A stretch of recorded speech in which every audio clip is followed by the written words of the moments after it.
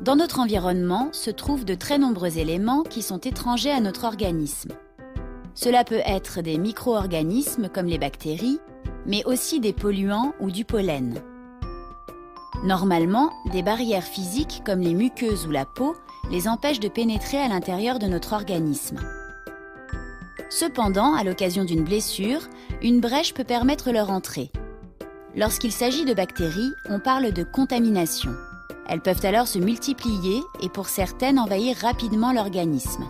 C'est l'infection bactérienne. Alors, comment l'organisme peut-il stopper rapidement une infection bactérienne ? Il existe heureusement un processus cellulaire qui permet le plus souvent d'éliminer rapidement les bactéries ou tout autre élément étranger. C'est la phagocytose, qui mobilise des globules blancs particuliers que l'on appelle des phagocytes. Ils circulent dans le sang et la lymphe.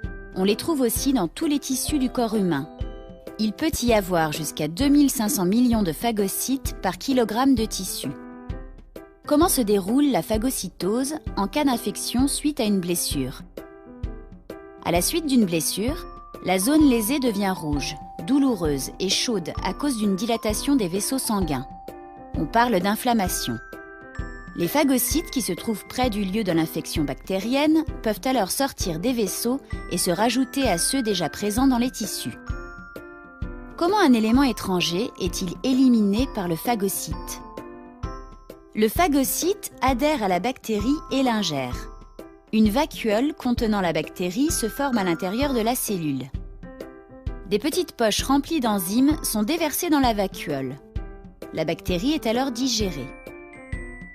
Les débris bactériens digérés sont rejetés en dehors de la cellule. Souvent, les phagocytes meurent d'indigestion et on retrouve leurs débris dans le pus au niveau de la blessure. La phagocytose est une réaction immunitaire rapide non spécifique car elle permet d'éliminer tout élément étranger à l'organisme.